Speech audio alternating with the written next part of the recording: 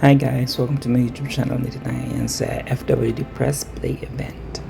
Tara, mag-aral tayo mag-pottery. Kasi from that, that's when we learn how to form and shape different pieces. Pero we always start with the cylinder first. So this is your potter's wheel. This is foot pedal operated, meaning if I press on this foot pedal right here, the wheel bat is gonna start spinning. And then the harder I press, the faster it goes, and then heel to stop. So keep in mind, you have to keep your right foot rested here all the time. And then, kunyari, lagay ko siya at this speed, and then I remove my foot. It's gonna keep spinning. So you don't have to keep constantly pressing. Just rest your foot here. And then, to my right, I have a yoga block kasi I'm short para pantay yung knees ko, and then I keep my spine aligned. Hi! So, remember, rule of thumb when you're throwing on the wheel is that you keep your elbows secured onto your knees because this is like your anchor. And then, for position, make sure yung distance nyo sa wheel is just enough so that pag dikitin ko yung wrist ko, andito ako sa gitna. Yan. So, this is just the right amount of space that I need. If you need to move closer para mapunta kayo sa gitna, do so. And then, my knees, nakadikit siya dito. Lagi. Okay? So, we're gonna start. So, first, I'll start with kind of tapping my ball of clay. So, this is your stoneware clay. There are different types of clay, pero stoneware clay is one of the most versatile types of clay to work with. Mukha siyang gray ngayon, pero when it's fired, it turns white. Pero depending also on how we glaze or color your pieces. Okay? So, tap-tap ko siya. And then, we're gonna look for the center ng wheel. So, madali siyang i-eyeball. I guess this is my center. But if you have to look for it, just dip your finger in water and drag it along the sides. And then, until you reach the center, you'll know it's centered kung doon na mag-stop yung finger niyo from spinning. So, that's my center. That's my marker.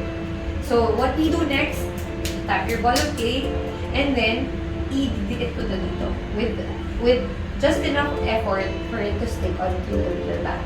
But don't throw it at such a high angle that you don't get onto the direction. Okay? Okay.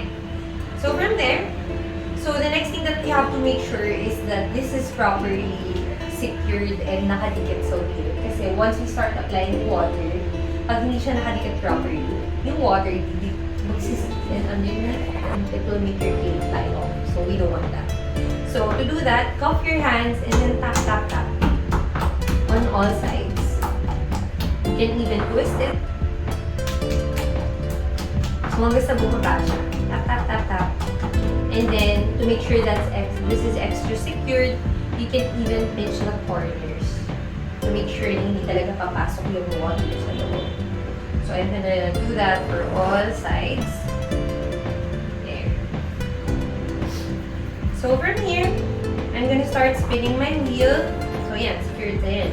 Sometimes what I do, I dip my finger in water and then I let it spin and then completely seal that. Okay. So, I'm gonna spin my wheel. So, the first thing that you notice, sumasayaw yung clay, diba?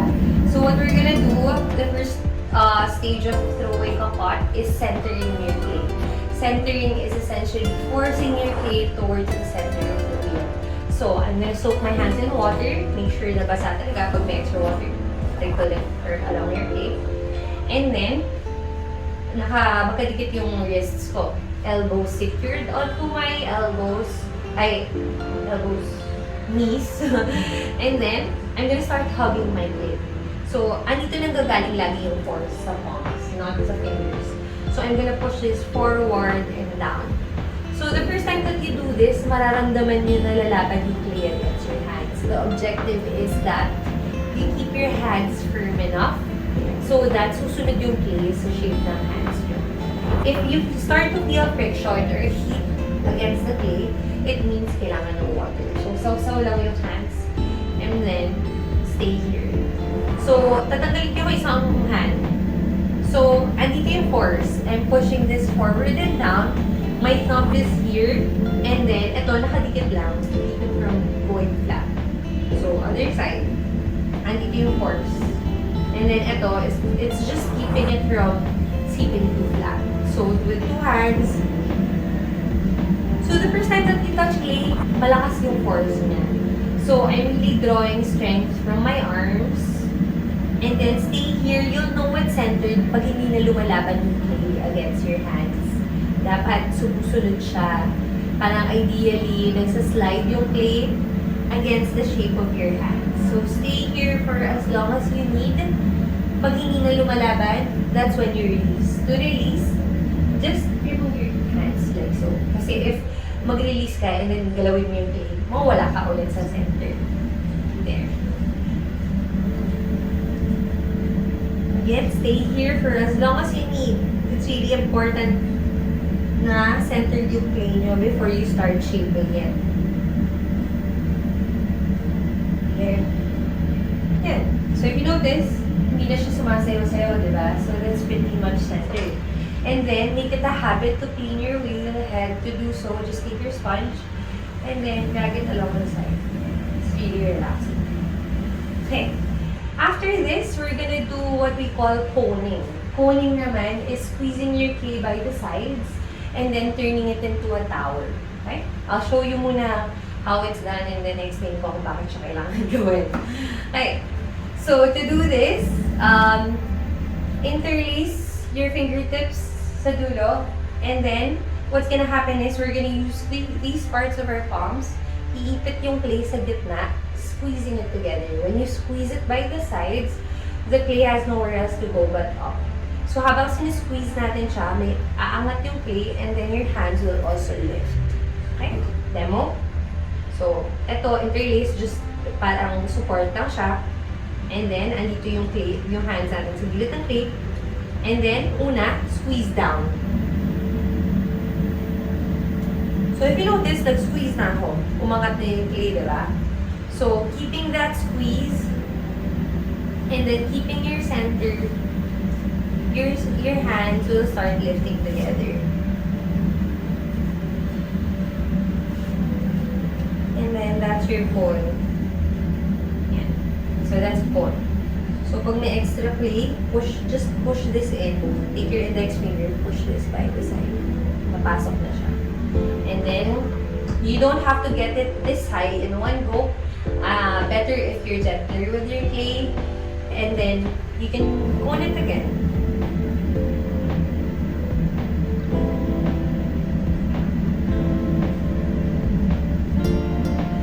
Yan. So, medyo mataas na ito masyado.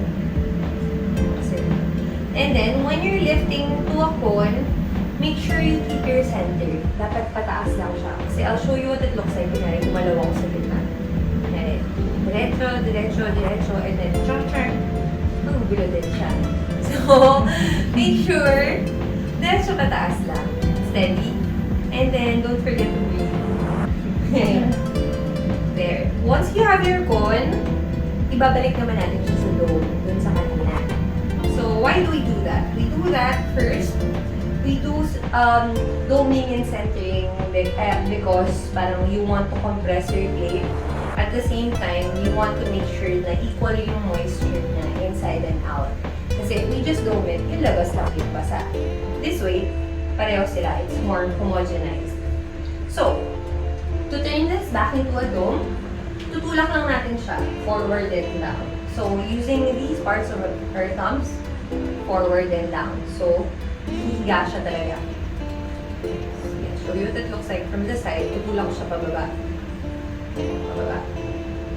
So, forward and down. So, the idea is you're pushing forward and down, and then napupunta siya sa palms ko, and then slowly, babalik ka dun sa doming position. And then from here, feel yung friction, so I just soak my hands. And then from here, stay here lang until centered ka na ulit. So you'll know you're centered. Ayan o, naglalaban pa yung lumalaban pa yung clay against my hands. So stay here for as long as you need to center your clay. Later on, I will guide your hands naman. So centering, siya yung pinaka-challenging part of wheel throwing, but also the most essential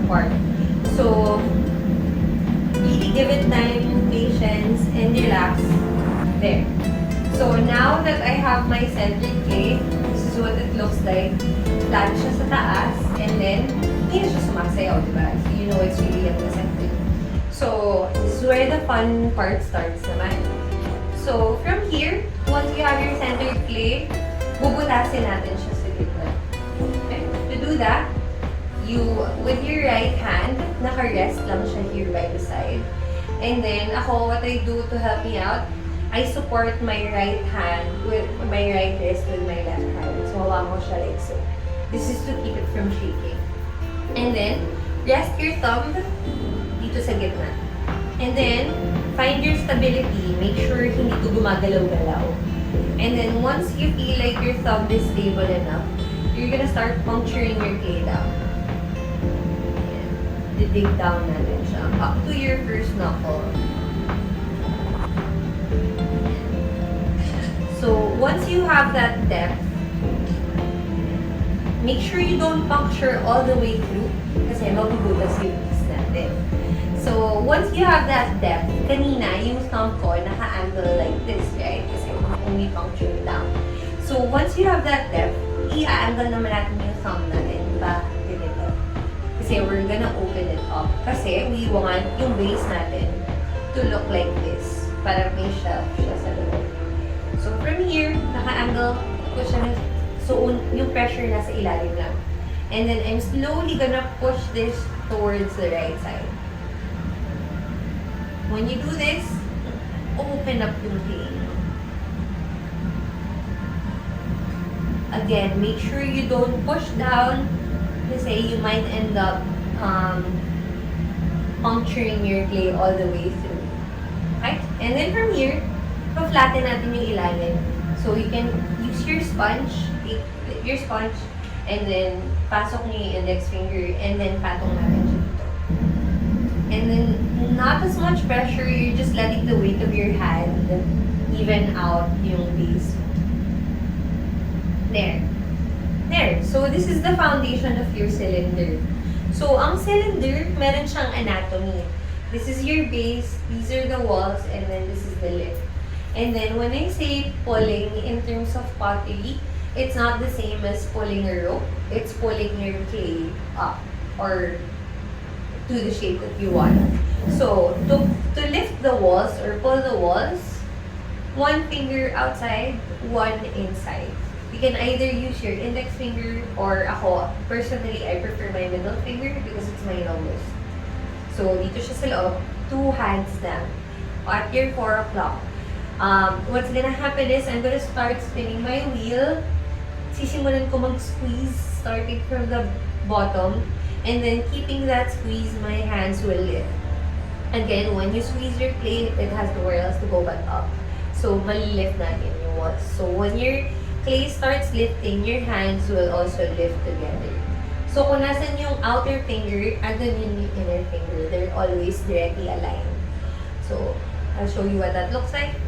And then, pagdating pala sa lip, less and less pressure. So, you squeeze mostly at the bottom. And then, as you go up, pagaan ng pagaan yung hands natin. Okay? Show you what that looks like. Squeeze. And then, lift.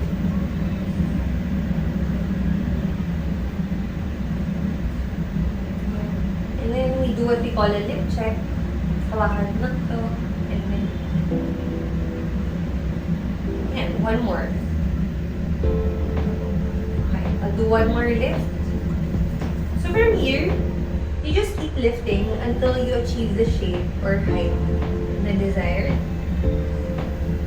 And then, when you're doing this, make sure you're consistent yung squeeze, you squeeze more at the bottom. And then, gently lift.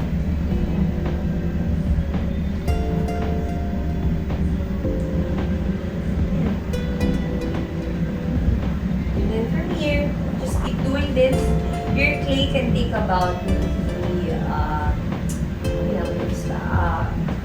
5 lifts or 4 depending on how much water you put.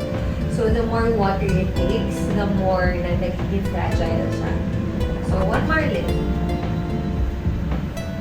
Again, starting at the bottom, squeeze at the bottom, And then yung pressure is mostly coming from the outer side. Kasi,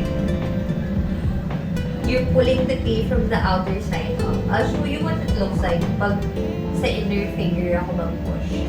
So, if I push dun sa inner finger more, it's gonna start turning into a ball. Kasi bubukas siya masyado. If that's your intention, that's okay. That's how you do make a bowl.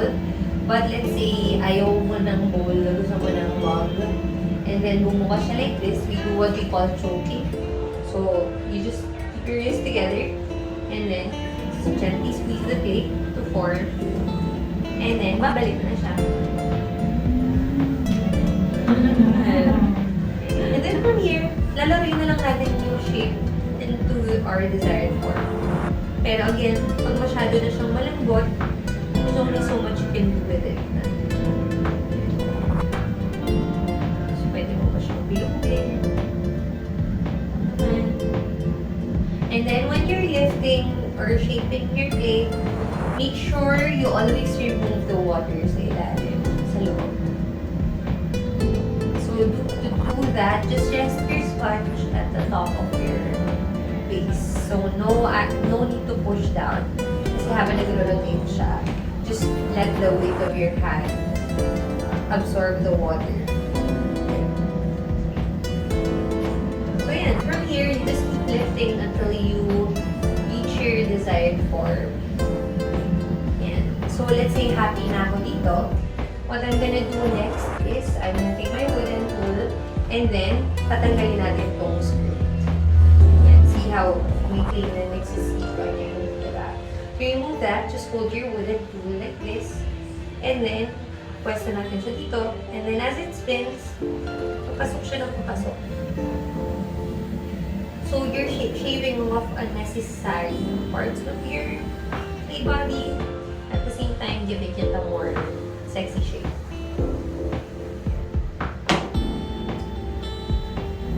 Spin evenly with your sponge.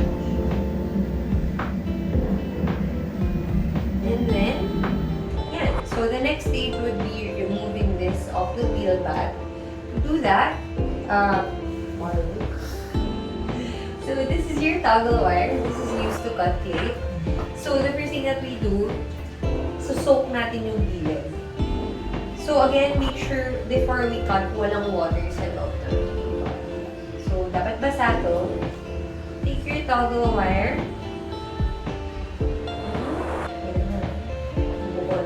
So take the toggle wire, hold it by the two wooden handles, and then twirl natin siya para umikot.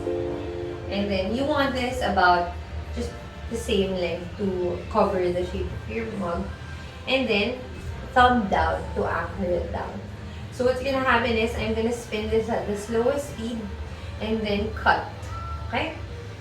Spin. And then cut. Make sure hindi aangat yung wire. And then stop when you reach the end of your piece. And then after that, I prefer adding water. And then, ipupush natin siya. Push by the base, make a letter J with your hands. Push by the base, and then catch with your other hand. There. And then after that, just put it on a wooden surface, and then that's done. Thank you. So, medyo binilisan ko yung demo.